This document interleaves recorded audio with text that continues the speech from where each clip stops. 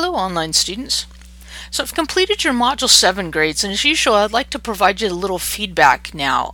The big thing we need to talk about is the Questia assignment for this module, as you have a couple more just like it, and a full annotated bibliography at the end of the course that you're working toward using these project assignments. So let me go over here to the Questia project in Module 7. As you can see in the instructions, they're kind of small here, but what you're supposed to do is provide both a research check-in, telling me what you did during this actual time that you used, and also some research notes and the sources that you compiled during your research time. Let's look at the rubric for this. So here you see the rubric. I'll talk about this MLA entries thing here in just a minute, but let's look at the next one. Or the third one down rather, source number first. So for this first one, the instructions specified reading at least one article, and so I gave pretty much full credit for a number of sources if you had at least one source. The bar is going to go up in the future though, so try to have about 3 sources next time and maybe 9 the module after that. So you're gathering information to be able to draft your research paper and have at least 10 sources by the end of the course. The one up above it here, source quality. For that one, you need to make sure you're using Questia or the library databases for all your sources. And your MLA entry should reflect this container. If I couldn't tell that the entry was from Questia or EBSCOhost, you might not have gotten full credit for source quality. And you might have gotten a note from me about needing prior permission for outside sources like books or websites. So let me know if I made a mistake on that and I can help you fix it. Let's look at Questia for a minute now and talk about how to get full credit on this MLA entries part of the rubric. So here I am on the home page in Questia. Many of you seem to have started with Questia's bibliography tool, which it will at least get you to MLA 7 style bibliography entries. So here's how you'd get to that. I have a couple of active projects. I'm going to go to one here. And I'm basically, as I'm finding articles, I'm saving them into my active projects. So I've got a list here when I get done. And then what I'm going to do is I can choose any of these articles, one or more, and create a bibliography and create an MLA style bibliography. So I'm going to do that with this one source. And what that'll get me is something that looks a lot like this. So you can see here it has the name and where it came from, and that it's from Questia, it's a web source and all that. So that's MLA 7. And you want to export this to Word. If you just copy and paste it, you're going to get something instead that looks a little bit like this. If I go to Word here, and I can put it in this one. If I paste it in here, you see how it gives me something that has a dot in front of it? You need to take that out if you're going to copy and paste. You can do that if you're trying to do it quickly, and that'll get you something that looks like this. A couple of you seem to be using, I'll get rid of that again now, go back here. Instead of using the Questia thing, you seem to be using something like EasyBib, and that'll get you something that looks like this. And you might have an ND or an end page, which means no date and no page. Let me show you what that looks like in a Word document. You'll have something that looks like either this or this, and the real difference is whether or not you knew to add the dates and page numbers into EasyBib to get this, but that's kind of what that looks like. However you got your entries, basically you need to convert them to MLA 8 now, so let me show you how that would work. You need to basically be using this practice template document, and I've got several, I've got this in the course for you.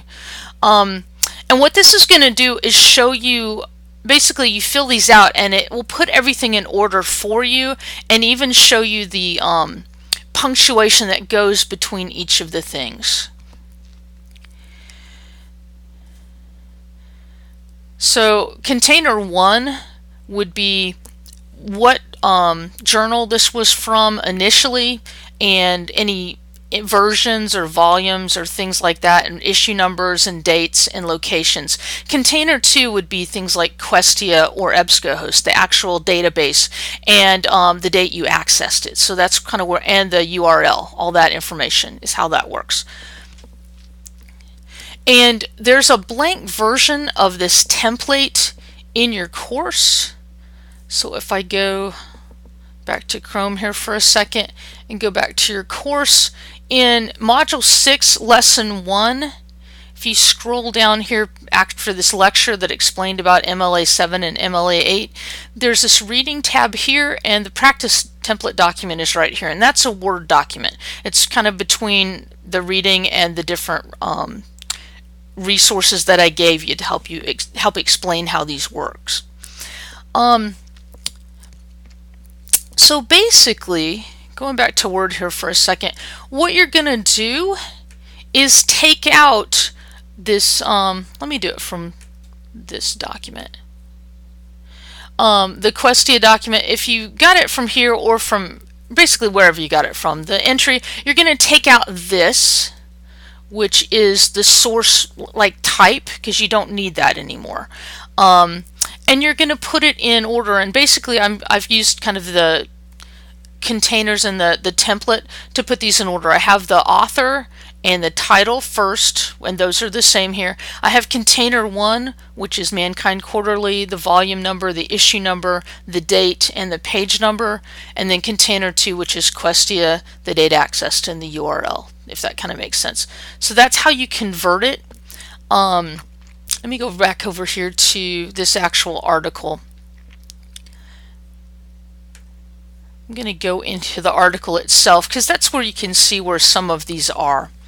If you scroll down to the bottom of the article, you can see basically all of the information, like the fact that this was spring 1988 instead of just 88. The page number, all you really have there is 201 plus, which is the same thing that Questia would export for you. But you have all this stuff kind of down here that will help you.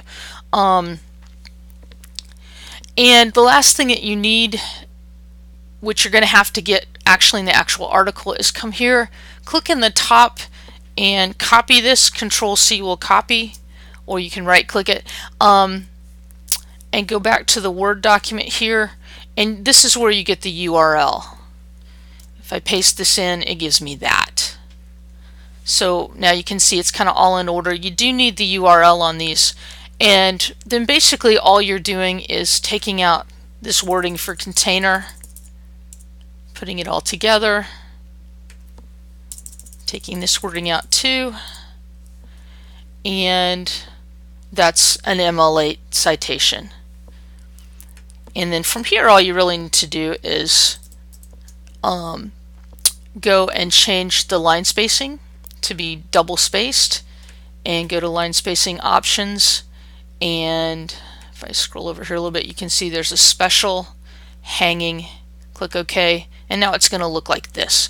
This is in the Mac version of Word, but the actual version of Word is not that much different, and you can kind of see how that works in the OneDrive demo that I did earlier.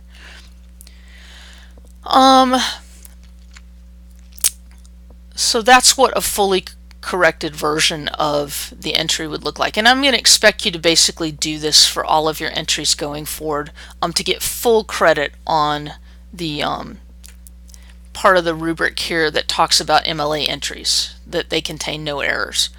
Let's go back here now to the other two things that are in this. For annotations, we're talking about kind of two things. We're talking about either the notes that you took during your research, or the annotations that tell kind of how you plan to use each source. And you need both of these. Let me go back here to my notes here. Everyone, as you look at your things here, everyone really had different issues with the annotations and notes, so look at my individual comments for feedback on those. Some of you could really stand to make these research check-ins, the last bit, a lot longer. Really, you're writing at least a college paragraph, thinking through your process and what needs to happen next. Sharing questions or things you want to look up in future research sessions can also be really helpful here. Some of you are using your notes section to do this, and that's fine. Just remember that for notes, you need verbatim text from your source that you might use in your paper, and you need annotations about the sources, how you plan to use this particular source, or how you plan not to use this particular source if it's not that good. Finally, be aware that you can add your TED Talk to the annotated bibliography for next time, so that you're collecting that along with all the other materials that you might use for the annotated bibliography at the end of the course. You can put this in even if you're not planning to use it in your research project. Just make sure that you convert it properly so it's in MLA format also. Looking now at the course calendar. Here we go. For the rest of your work, a lot of you need to write more on your posts and check-ins in the discussion boards, and make sure you're responding to at least 3 classmates with meaningful comments to their posts in each module. Some of your responses are very short and perfunctory, if they're present at all, and most of your initial posts and check-ins are also on the short side. Remember, a college paragraph is at least 10 to 15 sentences, which gets you to the proficient rating for that rubric. Exemplary requires you to go above and beyond that. Check your feedback for this assignment and ask me if you have any questions. As you can see here, all your Module 8 work is due on Thursday of this week, July the 7th. So we're almost 2/3 of the way through the course now, and your research paper work is really starting in earnest, even as you're revising your TED papers for this module for final submission. So spend as much time as you can working on your research projects, and please reach out to me, our course librarian, or campus librarians or local public librarians for help with your research. Remember, you need to use Questia or the library databases, and you need to follow the instructions for creating an informative, not an argumentative or persuasive research paper. So have fun, and please let me know if you have any questions or concerns.